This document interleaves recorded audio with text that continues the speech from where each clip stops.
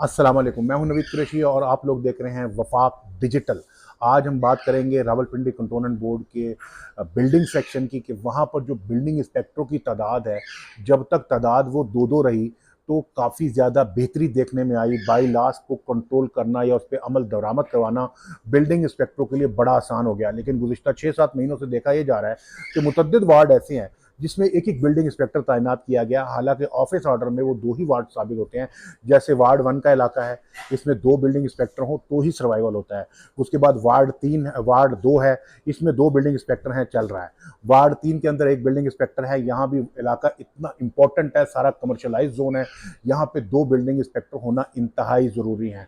Ward 4 of end of चल जाता है, वार्ड 5 भी इंतहाई इंपॉर्टेंट है और वहाँ भी जो वार्ड 5-1 और 5A चल रहा है, इसका मतलब वो काफ़ी बड़ा है। मेरी इस वीडियो के बाद अगर कुछ लोग इसको ऑफिस ऑर्डर को चेंज करते हैं या वो उसको वार्ड सिंगल करवा देते हैं तो नाम बदलने से काम नहीं बदलेगा, हमें हकीकत में अमल बदलना पड़ेगा। और अमल यह है कि ये वार्ड सिंगल लोग कंट्रोल ही नहीं कर सकते। इसी तरह वार्ड 6 जो है उसमें ताहिर शहजाद साहब तैनात हैं और दूसरे जैनुल आबिदीन साहब का पता ही कोई नहीं। जैनुल आबिदीन साहब का पता करें वो किधर है और उनकी जगह, और अगर वो नहीं आते तो उनकी जगह दूसरे लगाएं। इसी तरह वार्ड 7 है, वहाँ चौधरी बिलाल साहब है। चौधरी बिलाल साहब के साथ पहले अकील साहब होते थे, वो वार्ड 3 में चले गए हैं, पूरा 3 उनको दे दिया गया, तो वहाँ भी 2 की जरूरत है और चौधरी बिलाल साहब को भी एक दोस्त की जरूरत है जो आकर बाकी आधा वार्ड संभाले। यही हाल वार्ड 8 और वार्ड 9 का है। वार्ड 8 में इंतहाई काबिल एहतराम और मोहतरम दोस्त हैं, लेकिन ये वार्ड बहुत बड़ा है और सिंगल बंदा कंट्रोल नहीं कर सकता। और सेम सिचुएशन जो है ये वार्ड 9 की है। यहाँ पे अताउर रहमान सती साहब है, उनके साथ शाहजेब साहब थे। शाहजेब साहब का जब तबादला हो गया तो उसके बाद ताहाल जो उनका एरिया है वो अताउर रहमान साहब को एडिशनल चार्ज दिया गया।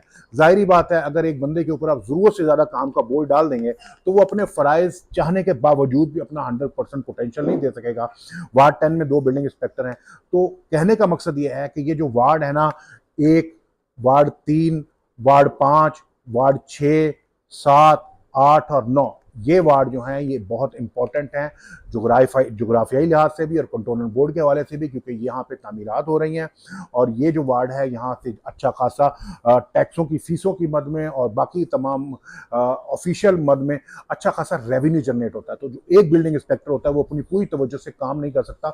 उसकी ईमानदारी पे कोई शक नहीं है, उसकी मेहनत में कोई शक नहीं है, उसकी काबिलियत पे कोई शक नहीं है, उसकी क्वालिटी में कोई शक नहीं है। लेकिन जब एक शख्स के ऊपर आप जरूरत से ज्यादा बोझ डाल देंगे तो वो क्या होगा। जैसे कि देख लें, हम एक मिसाल देते हैं कि किश्ती की कैपेसिटी 100 मुसाफिर लेकर जाने की है और उस किश्ती के ऊपर हम 200 मुसाफिर या 150 मुसाफिर लोड कर देते हैं, डबल लोड कर देते हैं, तो क्या होगा, किश्ती बीच दरिया में डूब जाएगी।